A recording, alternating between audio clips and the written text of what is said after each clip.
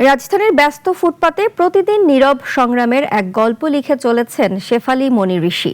প্যারালাইসিসে আক্রান্ত স্বামীর চিকিৎসা, ৩ সন্তানের দায়িত্ব আর জীবনের অবিরাম লড়াই, সবকিছুর ভার একাই বহন করছেন তিনি। একজন সংগ্রামী মায়ের অদম্য লড়াই, আত্মসম্মান আর আশার গল্প নিয়ে আসিফ মল্লিকের বিশেষ প্রতিবেদন। সন্তানের মুখে হাসি ফোটানোর জন্য মায়েরা হাজারো কষ্ট সহ্য করতে পারেন, ঠিক যেমন রোদ বৃষ্টি কিংবা জীবনের হাজারো ঝুঁকিকে নিত্যসঙ্গী করেই শেফালী সংসারের হাল ধরার জন্য তার স্বামীর পেশায় এসেছেন।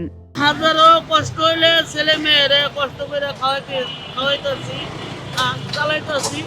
মনে করেন কেউ কষ্টটা কেউর কাছে বলতে পারতেছি, কেউর কাছে দুঃখটা বলতে পারতেছি না, নিজের কষ্টটা নিজের নিজের ভিতরে রাখি। সবাই বলতেছে কি হয়েছে, কাজ করলে তোর শরম না, তোর জামাইয়ের দোকান তুই করে তাই পাইলি।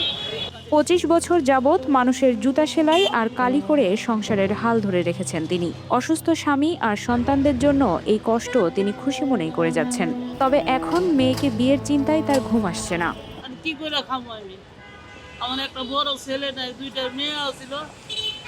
একটা মেয়ে উনি বিয়া দিছে, আর একটা মেয়ে যে বিয়া ঠিক হয়েছে। মনে করে 2-3 লাখ টাকা লাগে। মানুষের কাছে আমি হাত পাততেছি, কেউ দেয় না। এভাবে মনে করেন অনেক জিনিস দেওয়া লাগতেছে, আমি পারতেছি না। প্যারালাইসিসে আক্রান্ত স্বামী আর 3 সন্তানের ভরণ পোষণের সব দায়িত্ব একাই নিজ কাঁধে তুলে নিয়েছেন এই সংগ্রামী মা। তবে জীবনের এই কঠিন লড়াইয়ের মাঝেও আজ তাকে সবচেয়ে বেশি ভাবিয়ে তুলেছে ছোট মেয়ের বিয়ের চিন্তা। এই জুতার কাজ করে আমি মেয়ের পড়াশোনার খরচ, ছেলে মেয়ের খরচ, খানার খরচ, বাসা ভাড়া সবকিছু মনে করেন আমি চালাই। সবকিছু চালাই। আমার হাজবেন্ডের ওষুধ সপ্তাহে মনে করেন 1000-3000 টাকার ওষুধ লাগে। আবার ঘর ভাড়া আছে 6000 টাকা। মনে করেন এই জুতার কাজের উপরে আমি নির্ভর হয়ে চলি আর কি। রাজধানীর মতিঝিলের ব্যস্ত ফুটপাত, মানুষের পদচারণার মাঝেই বসে প্রতিদিন জীবিকার সংগ্রামে নামেন শেফালী মনি ঋষি। জুতা সেলাই আর কালি করেই চালিয়ে যাচ্ছেন জীবন সংগ্রাম। তবে তার এই যাত্রা মোটেও সহজ ছিল না। কেউ ভালো পাইতো না, দোকান লাত্তি মেরে ফেলাইতো, আমার দোকান ভেঙে লাইতো, মাগনা কাজ করে দেয়, এমুক কর সেমুক কর। আমি কইছি যা তোরা কেডা, তোরা কারে নিয়ে আবি নিয়া, আমি জুতার কাম করে খাই, তোরা মতন আমরা ডাকাতি করে খাই না, চুরি করে খাই না। আমি নিজে জান কষ্ট করে আমি জুতার কাজ করে খাই আমার স্বামী নিয়ে। তোরা লাস্ট ইস্টা খাইতে আইসি না তো।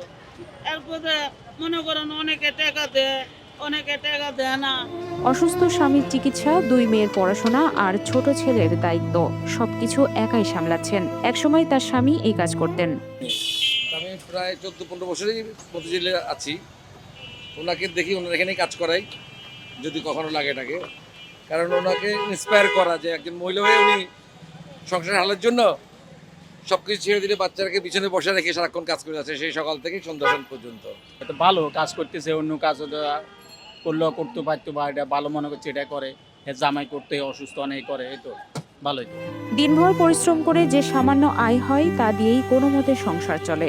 তবে বাসা ভাড়া, স্বামীর চিকিৎসা আর নিত্য প্রয়োজনীয় খরচ মেটাতে গিয়ে ছোট মেয়ের বিয়ের জন্য অর্থ জোগাড় করাই এখন তার জন্য সবচেয়ে বড় দুশ্চিন্তার কারণ।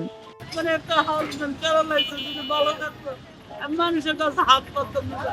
বুঝছেন, শুধু একটা মেয়ে লেগে আমি 10 জনের কাছে হাত পাততাম, ওর কাছে যাই, ওর কাছে যাই। আমার কেউ এরকম একটা সিদ্ধান্ত দেয় না। বুঝছেন, তোমার এমন দিব তুমি কান্দাকাটি করে না, সব জায়গায় মানে দিব এই কথা ভাই কেউ। এই যুগে এসেও মেয়ের বিয়ে দিতে হলে নাকি যৌতুক লাগবে, সেই চাপ তার মাথার উপরেই রয়ে গেছে। ছেলেপক্ষের চাহিদা একেবারে কম না। এই অবস্থায় তার দুশ্চিন্তার শেষ নেই। যেখানে জুতা সেলাইয়ের কাজ করেন সেখানে মানুষের সাহায্যও নিয়ে থাকেন। তবে দুঃখের ব্যাপার হলো কেউ সাহায্যই করতে চায় না। মেয়ের বিয়ের মাত্র 1 মাস বাকি, কি করবেন ভেবে পাচ্ছেন না এই মা।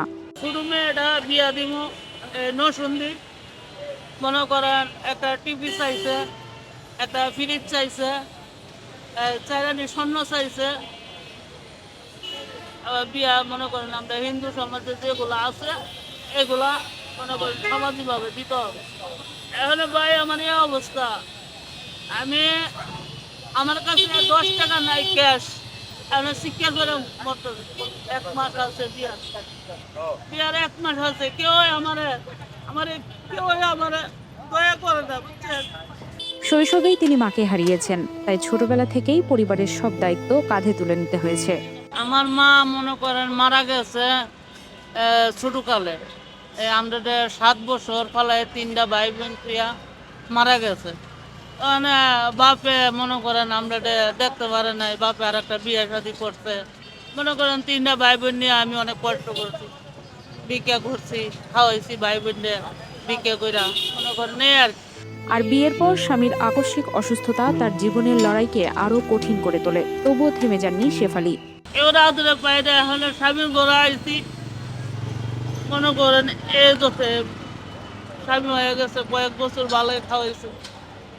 3 জনের মা হয়েছে, হয়ে গেছে প্যারালাইস। বাড়িতে একটু জায়গা বাড়ি ছিল, তাও জায়গা বাড়ি একটু বেচে লাইছে।